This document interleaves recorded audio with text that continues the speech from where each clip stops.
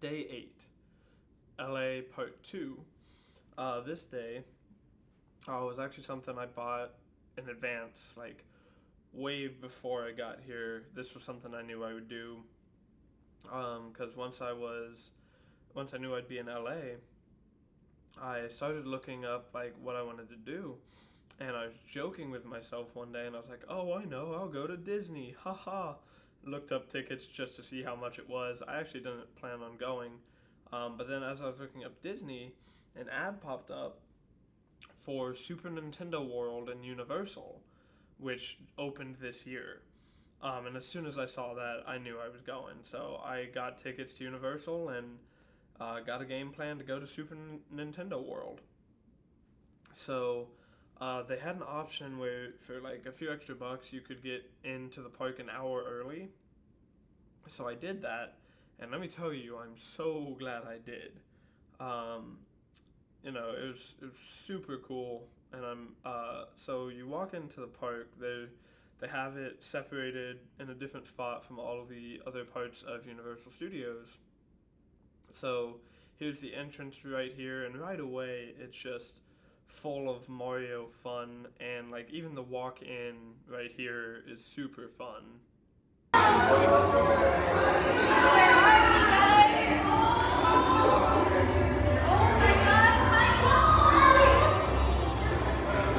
So yeah, that was super cool way to walk in.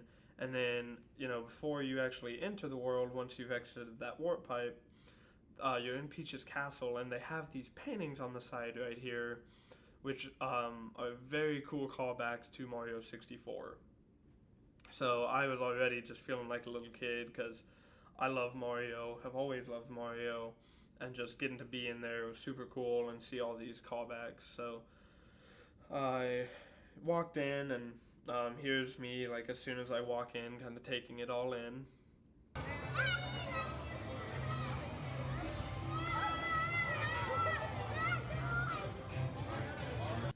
And yeah, so then, I wanted to go explore a little bit first and just kind of see what all was here. So I'm walking around, and everything is Nintendo themed. And it was so cool because it was just so cool to see everything Mario everywhere. I mean, like there was mushrooms on the sidewalk. There was um, question blocks and star blocks and stuff everywhere, and there was like piranha plants and different creatures from Mario and different things. Even these bushes here were trimmed to look like different things, and I just thought that was really cool. But then it was time to get in line for the Mario Kart ride because at Nintendo World they have a Mario Kart VR type of ride, and it's super fun. But this is why I'm glad I got the hour early because when I get in line, it was a 5 minute wait. When I exited the ride, it was already up to a 90-minute wait. So that thing fills up fast, and being able to get in there an hour early was nice. There was so many cool things in the line up there. I mean, there was, this Bowser statue here. There was all sorts of different, like, Bowser-related themes, and because you're inside of his castle. Like, the line for the Mario Kart ride is inside of his castle, which is really cool. And then you have, these Mario Kart cups and references, which was awesome because I also love Mario Kart. And so that was just super cool to see all of this stuff as I'm kind of walking up to the line and just like literally feeling like a little kid again. I mean, I'm like smiling ear to ear, and I'm just like, oh my gosh, this stuff is so cool, and couldn't stop taking photos of all of it because I was just in love. And then what was really really cool for me is right before you get on the ride, there is another decoration right here of the Gateway Galaxy from Super Mario Galaxy, which, by the way, is still one of my favorite games of all time. And when I saw that, I just, like, they started playing some music because as you walk in, they have Mario music playing, and some Mario Galaxy music started playing, and I was just like, nostalgia hit me so hard because I love that game, and just seeing it kind of come to life at Nintendo World was a dream come true for me. And it was just something I've always wanted, and now I got to see it. So then I hop on the Mario Kart ride and have a blast with it, and it was actually really funny because if you've ever raced against me in Mario Kart, you know I'm pretty good at the game. That's kind of the game I will say confidently I am pretty good at. Um, and so it's funny because I didn't actually think that would translate because it's like it doesn't play similar to Mario Kart at all. But what was really funny to me was when I got off the ride, I had the highest score of the day, highest score of the month, and fifth highest score since the park opened back in February. Um, and they give you like stickers and stuff on the app to try to do more challenges and stuff, and they want you to do it multiple times to do all of them. And I got all but like four of the stickers in the one game I played, which I thought was really funny. Just how like even in the VR Mario Kart, I was still good. I guess I don't know, but that was pretty fun just to have the high score of the day and the month and be so high up on the leaderboard of like since February. So that was so fun. And then when I was done with that, it was I had made a reservation for the Toadstool Cafe, which is the restaurant in Nintendo World that is all Mario themed, and it's super cool and atmospheric because they have it's shaped like a Toad house, and they have Chef Toad is kind of the cook that they say, and like this little guy right here he is talking.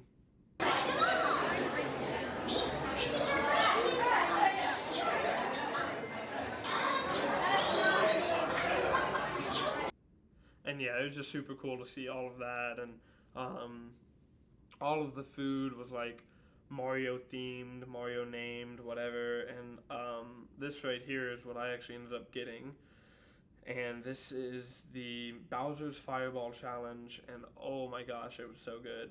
It is a pound of meatball with some Bowser bread, and then in some special Mario sauce, as they call it, which is just spaghetti sauce, I think, but still, it was really good. And on next to that, there are the toad garlic nuts, which were incredible. And the dessert is the question block dessert, and that was really good as well. The food was so good, and I ate a lot, but it was so worth it. And for doing the Bowser's Fireball Challenge, I actually got a Bowser souvenir bowl free with it, which was pretty fun. I mean, I'm not huge into like collecting bowls or anything like that, but I thought it was super cool just to walk out of there like, oh yeah, I have this. That's awesome. So that was definitely a lot of fun. And then after I ate, if you don't know how Nintendo World works, you have to collect three keys in order to unlock Bowser Jr.'s castle and do an extra ride or activity kind of thing. So I had already at this point collected all four of the possible keys because you only need three, but there's four possible. And I went and collected all four of them. And so then it was time to do the Bowser Jr. ride, and had a lot of fun in there, and just again enjoying all of this like Nintendo stuff. I mean, on the walls into Bowser Jr.'s castle, there's baby pictures of him and all these photos of him, which were really funny. And then once you beat it, you get to go up on top of his castle and kind of just look out over Nintendo World, and it was so cool. Here's me at the flagpole because they make it like once you beat it, you get to claim the flagpole, which was pretty cool and a lot of fun just as a Mario reference. And just getting to look out over the world of Nintendo and see everything was so cool, and the kid in me loved it. And then by this point, it's already been several hours of the day, and I've already pretty much done everything in Nintendo World and had to stop by a gift shop. They didn't have any hats that like I didn't already have or didn't want per se. So instead I found this really cool poster. It's just of Nintendo World and has kind of some of the characters and some of the fun things. And so I've yet to open it because I haven't found a space for it on my wall. But I love the poster, and it'll be a good reminder just of going there. So then, I figured I paid for a ticket for Universal. I might as well go enjoy the rest of Universal. So I walk out of Nintendo World and start doing some of the other rides. And it was nice because as a single person, I get to take the Fast Pass, which is just I get to go up to the front of the line because whenever there's a spot that like is free, because if you have a group of five per se and the cart is a 6-person ride, I get to fill that spot. So I had hardly any wait time for any of the rides because I just got to be a fill-in for any group, which was really nice because it meant I got to do everything in the park I wanted to do after still spending so much time in Nintendo World.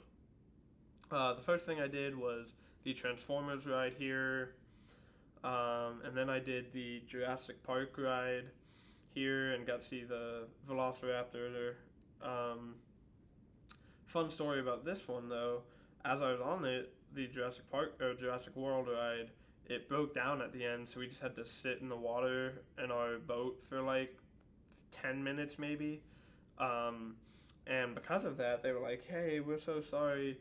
Here's a like skip the line pass that you can use on any ride. You get to go immediately, like as soon as you're there, you get to use it right away." And so that was cool because I was already skipping a lot of lines anyway, but that let me go to, I don't even remember what I used it on. It may have been the Despicable Me ride here, and I just got to do it right away, so that was a lot of fun.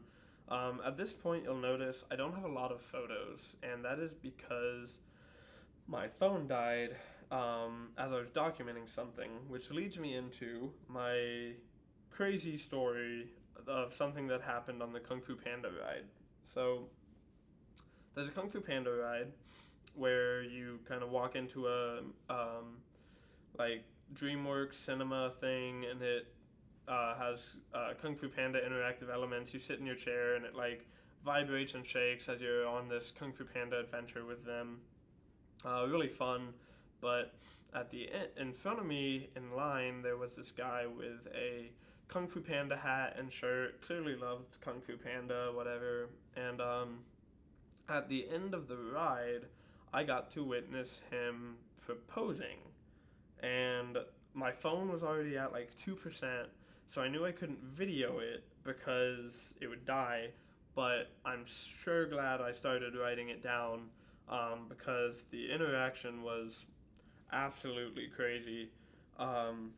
I'm pulling up what he said because I had to document it, and it's so funny to me that I have to share it with y'all. So, as he gets down on one knee and he proposes like this, and by the way, all of this is verbatim. Like this is what he said. He said, "To the second most beautiful human alive, because we all know Jack Black is first, but you are a close second. I love you almost as much as I love Kung Fu Panda. And who knows, maybe one day I will love you more than that. Will you do me the honor of becoming my wife? If you say no, I will just continue watching Kung Fu Panda twice a day, every day." And then the girl replies, "Well, what if I say yes?" And he says, "Then you get to watch Kung Fu Panda twice a day with me."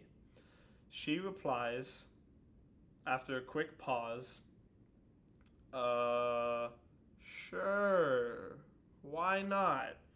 He screams, "Yippee!" and jumps off the ground and starts jumping and says this must be close to how excited Po was to be the Dragon Warrior. And then their family and friends all run out and celebrate with them with balloons and cake and all that. And I'm just standing there like, what did I just witness? That has to be the wildest proposal, but it was so funny. You could tell everyone around him was just kind of like me and everyone else in the ride. We were all like, wait, is this for real? Like, should we laugh or should we clap? Like, is this serious? But then when his family came out and celebrated with him, we were like, oh wow, that was legit. Okay, so that was wild to witness, but so funny. Um, as soon as I finished writing that down, my phone actually died for the rest of the day. And that's really unfortunate because I'm going to get to a part in a second that I wish I could have gotten a photo of. But anyway, so I continue along in Universal. And Universal, as part of their studios, they do the studio tour like Warner Brothers, but they do theirs as part of the theme park. That was the longest wait I had of the day because it moves pretty slow. But it was pretty cool to see. The Warner Brothers was better, I would say, just because I got to see more of it. But Universal was a lot of fun. They take you on a Jeep and they take you around the back lots and show you different pieces of like cars and different gear and different stuff they've used. Like we got to see the robotic shark that they used for Jaws. We got to see the cars that they used in some of the Transformers movies and Fast and Furious. We just got to see a ton of stuff like that, which was pretty cool. But then definitely the highlight of this studio tour was as we're in the backlots, they're talking about different people who have offices on their lot. Because several like famous directors or actors who work with them a lot just have a small office on their lot. And they were talking that Jordan Peele has an office there. If you don't know who Jordan Peele is, look him up. He's a pretty funny actor, comedian, but he's a really good director who has directed Get Out, Us, Nope, and he's real. I love his movies. So they were talking about how he had an office, and I was just like, oh, okay, whatever. But then we kept driving a little bit, and we stopped because there was I think technical difficulty they were trying to work out or something because the tour guide was on the radio the whole time. But I look over to my left, and we're in front of Jordan Peele's office. And, wow, it was just really cool because, believe it or not, Jordan Peele is standing right there as he's walking out of his office. And I was like, oh my gosh, are you Jordan Peele? And he said, yeah, I am. I just got done doing some stuff. This is my office, and I just was working on some stuff. And so he actually came up and talked to me. And that was really cool. We had some interactions. He just told me to, like, I told him I loved his movies and that I hopefully, would want to make a movie as good as him one day. And he replied with some encouragement, just some generic stuff of like, stay determined, stay focused, whatever. But then he did start to say, like, this industry is pretty tough and you have to believe in yourself and what you can do. You can't let other people discourage you because this is a tough business, but, just stay focused, stay determined, and stay true to your dreams. And I believe I'll see you here one day. So that was just a really cool moment for me. And yeah, I was just like, oh my gosh, I wish I could have gotten a photo with him. But my phone was dead, so I could not. So that was a great way to end that day. And then as I was walking out, I got some Johnny Rockets because that was at Universal. And I have a lot of memories of going to Johnny Rockets with my family. And I used to love it, so I figured I'd eat there. And just a good end to a good day. But before I left, I did buy this awesome little toothless hat from How to Train Your Dragon at the Universal Studios. I thought it was really cool, and I love, crazy hats, but then I also love How to Train Your Dragon, and since they didn't have a Nintendo hat, I figured I would get a Universal-related hat, and I'm so glad I found that toothless, because it was awesome. So, yeah, then I did, record a quick little video of, like, just how I how excited I was after the day. So here's that. We back at the end of day 8. What an amazing day. I've got my Toothless hat on here that I bought from Universal. Spent a lot of time in Nintendo Land. That was a dream come true, and the rest of Universal was really fun to explore, and a lot of fun things there. So, great ending to a great day. So, 8 days in, still got 6 or 7 left, and still got a lot of fun things planned, fun places to see. So, stay tuned. But that will wrap up my LA chapter of this trip. Yeah, and you can clearly just see how excited I was to have done everything and met Jordan Peele and all this stuff. So that was a great day. Both of my LA days were days I will never forget. I mean, I have so many memories from these 2 days. So that's it for day 8. And thanks for watching. The next part will be day 10 because day 9 was just a travel day. I didn't even stop much. But next up will be Las Vegas. So join me for that. But thanks for watching my LA portion of this trip.